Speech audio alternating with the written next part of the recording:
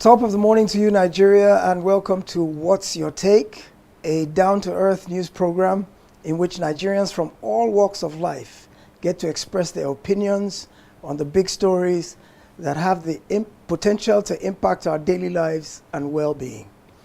My name is Dayo Akintobi, and I will be taking us through those stories that made the headlines this past week. Well, as you all know, this last week was a week of queues, a week of extensions, and for the first time in a very long time that I can remember, this past week was one where the Naira was much more sought after than the dollar. Can you imagine that that would ever be our situation? That the Naira is actually of more importance to any Nigerian than the dollar. And that's essentially what we had this past week. So let's get into the program this morning. With me this morning is our newscaster, Iyetunde Afolabi, who will be telling us all about the big stories we'll be discussing today. Good morning, Iyetunde. Good morning, Dayo, and a very good morning, Nigeria. Yesterday was quite a topsy-turvy week for Nigerians, what with queues all over the place and politics taking center stage. Yes, indeed, Dayo. It was very much a busy news week across all sectors of our daily lives in Nigeria. Joining me to take a deep dive into the big stories that dominated the headlines last week is Abimbola Oyarinu. Abimbola is a lecturer in the University of Lagos, Department of African Affairs. Good morning, Abimbola. Thank you for joining us on What's Your Take today. Good morning for having me. I'm actually an affiliate researcher with the Institute of African and Diaspora Studies, University of Lagos. Yes, I got that a bit mixed up because I knew that you do something in the University of Lagos. I had you down as a lecturer, I had you as an associate, I had you as a politics and history and all that. Yeah. But needless to say, you are a very well-versed intellectual, you're an academic, and you're also a Nigerian, which is the major criteria for us here, is to have someone who understands the issues that are bedeviling us as a people. I agree. Good. Okay, Yesterday, what do you have for us this morning? The really big story of last week happened just yesterday. And for those of us who may not yet have heard, it says that the Central Bank of Nigeria has extended the deadline for the use of old Naira notes to February 10. The move, announced by CBN Governor Godwin Emefiele in a press release shared with the media, was said to have been approved by President Muhammadu Buhari in response to complaints raised by Nigerians on the widespread lack of availability of the new Naira notes, which had given rise to long queues at the few bank ATMs that were dispensing the new notes. Over to you, Dayo. Well, Abimbola, this is where we are. This has been the issue with Nigerians in the last week. This idea of the new Naira notes, which seem to have not been readily available for some reason which we don't understand, because the CBN has said that it produced enough notes, that there were enough to go around all the banks, that the banks were hoarding. And my take was that if CBN provided enough notes to the banks and the banks are hoarding it and not passing it on to their customers, then the CBN as regulator should be able to take the banks to task, because at the end of the day, it's the everyday Nigerian, me, you, Yetunde, and everybody else who suffered. I was in ATM queues on Friday, on Saturday for hours on end, and at the end of the day, most of the time I walked away empty-handed. What do you think has caused this divergence between supply and demand in terms of the new Naira notes, and also the extension that was finally granted yesterday? Do you think that was a good thing? Should the CBN have held its line? Nigerians being what we are, my sense is that February 9 we'll be back at this same pass again, where people will be saying, we didn't have enough time, give us more time. Is there ever enough time? Or should you just set a deadline and keep to it, knowing that we as a people, we end up getting complacent? What I think is the economy doesn't respond to some of our actions and inactions. The economy operates on principles, and if we had gone ahead with the policy, I am sure we would have grounded the economy, because the economy needs fuel to run, and we are more of a cash-based economy than a cashless economy. And seeing the impact this had in the last few weeks, I mean, queues have become part of our lives now. You can queue for hours to get fuel. Now we're queuing to even get money. It's an indication that the cashless policy has failed. It's an indication that the political decision to change the Naira impromptu has affected the economy badly. And I think we do not learn anything from history. That's why we keep repeating the same mistake. Because I tell you, we have been using economic and structural issues to settle political scores. You remember that the creation of states in Nigeria in the first place was a political decision that grounded the entire Nigerian state, that grounded the structure that the Nigerian state was built on. Now we're here again to solve a political problem. People that should be in jail, people that should, be prosecuted for flouting rules, for hoarding cash. Because we do not want to directly go for them, all Nigerians must suffer. How did it get here in the first place that people now have more money at home than banks? This is an anomaly in the system. Rather than plug that, we had to, go for currency change. Yeah, it's not like the currency change itself is a bad decision, but it was not properly planned, because I am sure the idea just came up, as a way to plug the issue of vote buying for the election. Exactly. Yeah. So it was purely a political decision that has affected the economy badly. And as you know, politics will always respond. Politicians have contact, they have networks, and I'm sure they're using their networks in the banks to frustrate the policy. So, but as a policy in itself, are you saying that the infrastructure is not robust enough to make this workable? I heard you say we're not ready for a cashless economy, we're a cash society, but we know that the way of the world now is moving towards cashless, is technologically centered and focused. Cash is expensive to print, to maintain, to distribute, and of course, there's a lot to be said for going cashless. So the policy in and of itself, was it wrong for this environment, or is it simply the implementation that was poor? The policy itself is not wrong. Different countries actually do, change their currency from time to time. You see that the dollar, sometimes they manipulate it in such a way that, they tell you from so year downwards they are not taking it. It is a way to sort of regulate cash flow in the economy, because one of the reasons why I believe we have runaway inflation is because there's too much money in the economy, and it is not getting back into the banking system. So in order to curtail that, these are policies that can be put in place to manage such anomaly. But the implementation and timing, which is where we as a country, we always get it wrong, because civil servants that are supposed to be the ones to carry these things out, we employ the worst of us in our civil service, and also the banks seem to have been compromised. The discipline that the banks used to have, it's no longer there, and these are the issues. All right, thank you. Our camera crew went out over the weekend to talk to people in the ATM queues who are queuing to get new Naira notes. Let's hear what one or two of them had to say. Last. I see still the new money to collect in one bank around Ilupeju, TikTok Trust Bank. But after I've been in several banks, all the popular banks, I've been there, I don't see the money to collect. I see money to collect in one of the banks around Ilupeju. The bank is not popular like that, but the bank is paying for 5,000. I have to bring out my ATM card to collect money, because I can't go and suffer myself in market tomorrow to be buying something and I won't see money to buy something.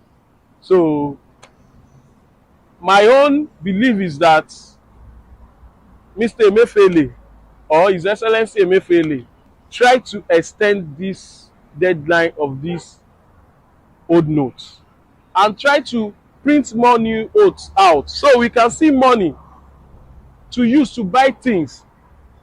If I can still remember, they said that the youth of Nigeria, they are lazy. Now the youth of Nigeria, they are working, hustling. They didn't depend on government.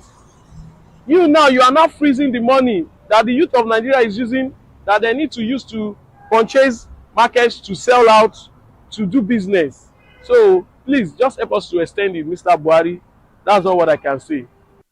All right. So what's next on your list here today among today's stories? Your news story for today is about another extension, this one by Independent National Electoral Commission, INEC, which extended the deadline for permanent voter card, PVC, collection to February 5th. Following poor turnouts recorded during the PVC collection exercise that has been running for the past few months, the INEC had extended the deadline for the collection of PVCs to February 5th to allow more voters to collect their cards and participate in the upcoming elections. Abimbola, back to this issue of deadlines.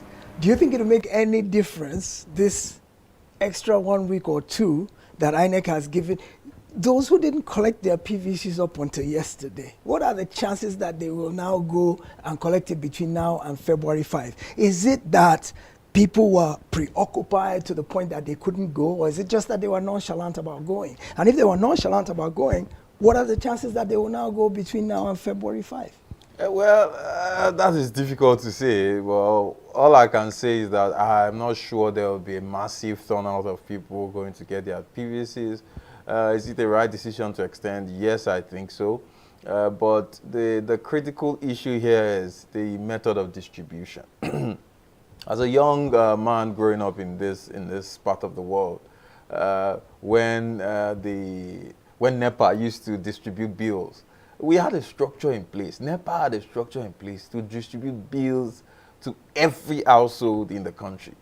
I mean, why can't we employ that to distribute PVCs? We can do that. It's a strategy that can work and ensure that a larger number of us get PVCs within a week or two, and we don't have to go through this extension and deadlines, using this method. But these people whose PVCs are there waiting, they went through the rigor of getting registered. So if they were willing to go to the location, maybe the INEC office at their local government, sit down for queues in hours, get fingerprinted, get photographed, fill out all their information, if they could go to that extent to register, it's the same amount of effort to collect the card. So perhaps it's not a distribution issue as you think. Could it be that people are disgruntled or dissatisfied or uninspired by the candidates and the options they have for the upcoming election to where they are no longer interested? I think that this election is going to actually attract a number of new voters. A lot of people who have never voted in the past will vote in this election. And I think that it is because of the presence of options. Before we used to be saddled with the devil and the deep blue sea from the two big parties, and there seem to be a number of options across board. And a lot of people have generated interest as a result of that. And that makes our election a lot more robust, which is a good thing. But I think the exodus to get PVC, we've seen the best of it. I don't think there will be any massive turnout to get PVCs anymore. But a lot of people will still have the opportunity to actually get their PVCs, because some people did not get their PVCs because they were not interested in getting it. It is because of the rigor, in the process of actually getting the PVCs in the first place. When I went to get mine, I spent hours.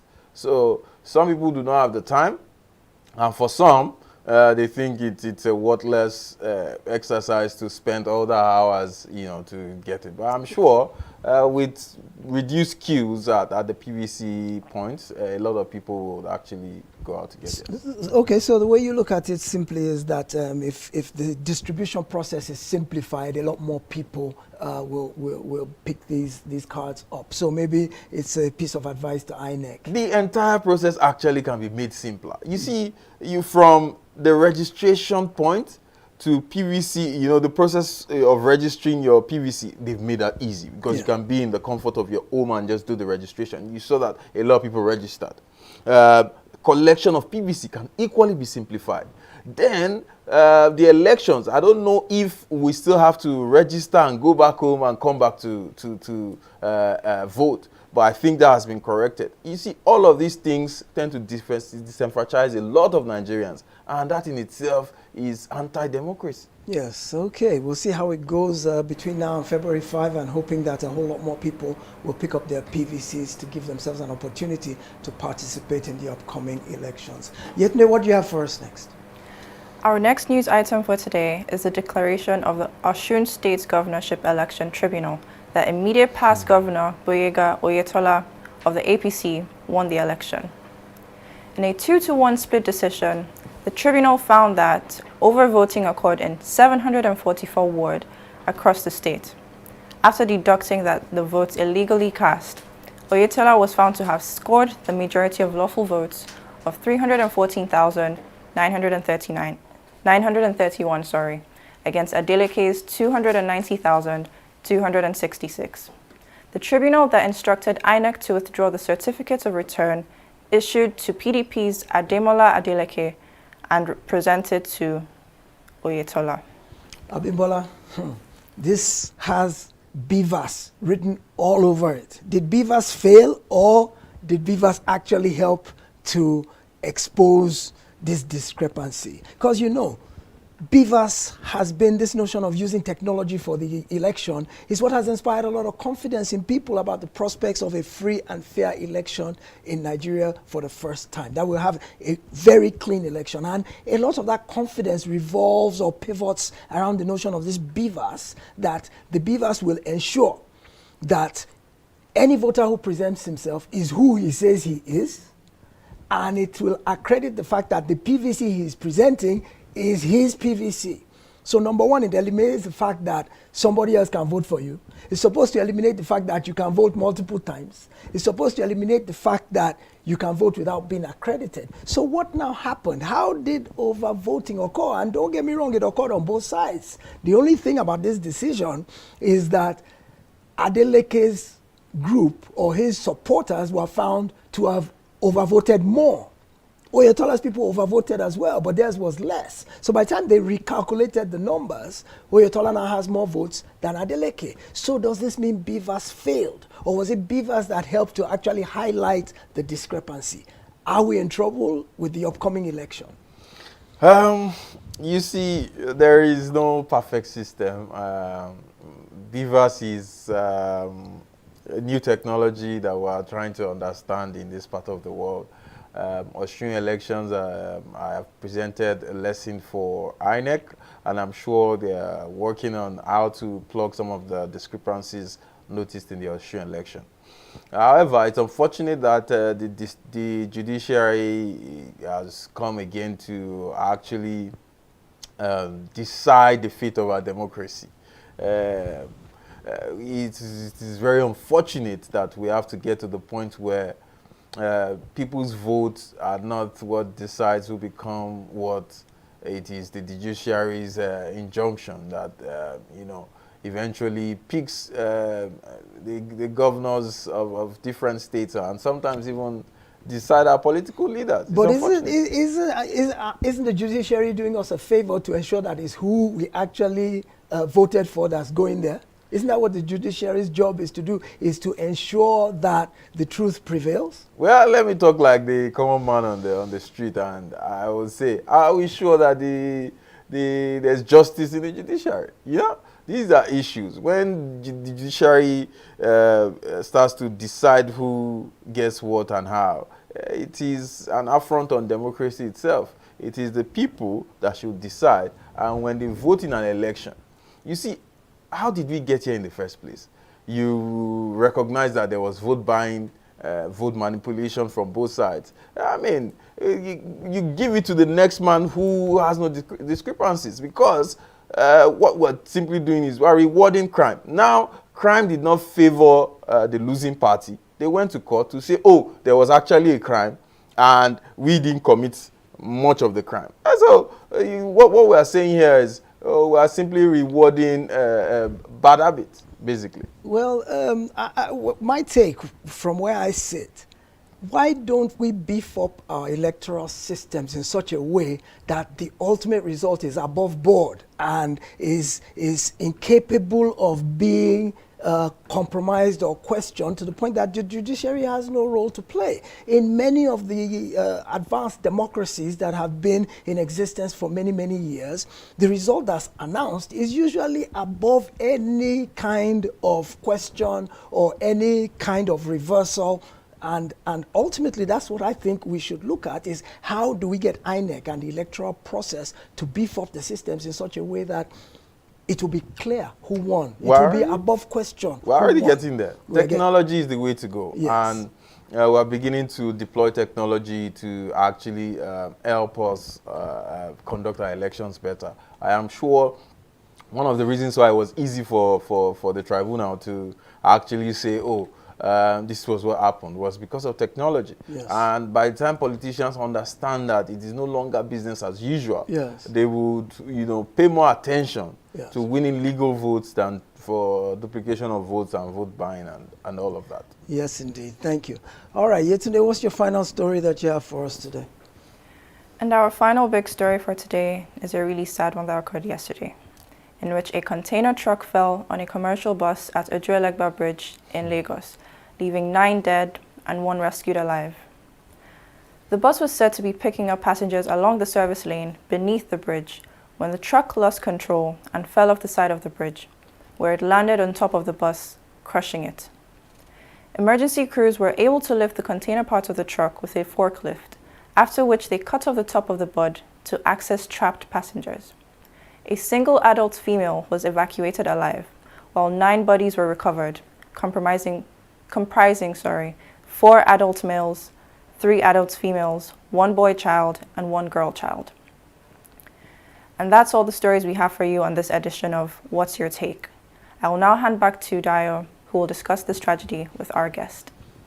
Ojuelegba Bridge again?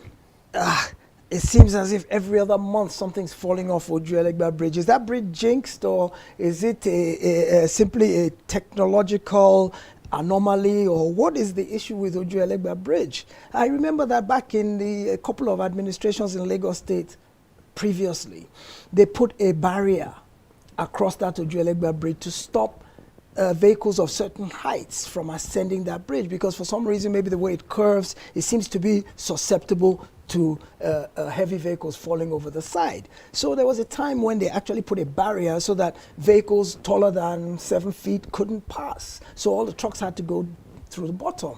But that seems to have disappeared, and now we're back to facing this unconscionable situation where innocent human lives are sacrificed as if they're worth no more than a chicken's life. This that happened yesterday, or on Sunday, I'm sorry, simply is just too painful to bear. And I can imagine the pain of the families who lost those 9 people. We're thankful for the 1 person who survived, but we are pained by the 9 people we lost, because it's a needless death. My question now is, the owner of the truck, the driver of the truck, what are their legal liabilities? What are their culpabilities? Are we going to see criminal prosecution? Vehicles, was the vehicle roadworthy? When I went to renew my roadworthiness license the other day, I didn't see 1 commercial vehicle there. And those are the ones whose roadworthinesses we need to check. But we are having private vehicles, putting them through stress, but we're allowing commercial vehicles to skate. Was that vehicle roadworthy? Did it have good brakes? Did the tires still have tread? These are the questions, hard questions we need to ask. And I think we need to begin to hold people to account for homicide, because these are avoidable deaths. So somebody needs to pay a price. These deaths should not just go in vain. That's my take. Our problem is holistic. It starts from the way we view life, the value we place on it. This is a country where, when accidents happen, we see it as that, accidents. But accidents don't just happen. Things don't happen because they must happen. Things don't happen because your village people said, oh, it's your time. I mean, you don't see these kind of things in the developed world. Is it that they don't have village people there? These are the issues that we should start to ask ourselves. By the time we start to hold people responsible for avoidable deaths like this, we would not see a change. But the government itself is culpable. That's why I'm sure they cannot take legal action against truck drivers who kill people with reckless abandon. What is the challenge of the government here? This particular point has always been a problem. You know, times without numbers, trucks have fallen, you know, at that particular spot. And the point is there's an engineering problem over there. There are two key spots in Lagos where you have these issues. Otedola and Ojuelegba Bridge, yes. So are we saying that the governor of Lagos, former governor of Lagos, Ambode, wanted to actually bring down that bridge because of things like this? You understand? And we have not looked at why these things are happening. This is the only country where we do not set up inquiries when the common man is involved. But if it's the politicians, they create committees and all that. But we need to set up an inquiry to look at why trucks fall on that place. What is the engineering problem? Then we now consider if, because the Speaker of the House of Rep actually said, because this is his constituency, he said that the trucks should not be allowed to pass the bridge. They should pass underneath the bridge. That is going to come with some traffic challenges too. And you see that the people will quickly forget the 9 people who have died, because, I mean, we don't place value on life here, and would say, oh, let them pass the bridge. But there is something that we can do to actually curb that in engineering-wise, and that is to relay that place. The vibration that these cars, you know, experience passing that place actually cause it to tumble. So we have sound engineers in this country that can look at that bridge and see what they can do to fix the problem. Yes, and we hope they do take that seriously. You mentioned that the former governor perhaps had thought about bringing down the bridge, but there might be that jurisdictional issue about, oh, it's a federal road. Does a state governor have the authority to bring down a bridge on a federal road? Which goes to the notion of restructuring that the whole country is talking about. In terms of state power versus federal power, who has jurisdiction, who has authority. And that's where we must end it on this edition of What's Your Take. We thank all of you, our viewers, our newscaster Iyetunde, our in-studio guest Abimbola Oyarinu, our producers, and most of all of you Nigerians. We also ask that you like, share, and subscribe on all our social media platforms showing on your screen, or go to our website to find out more. I am Dayo Akintobi, and thank you for watching today.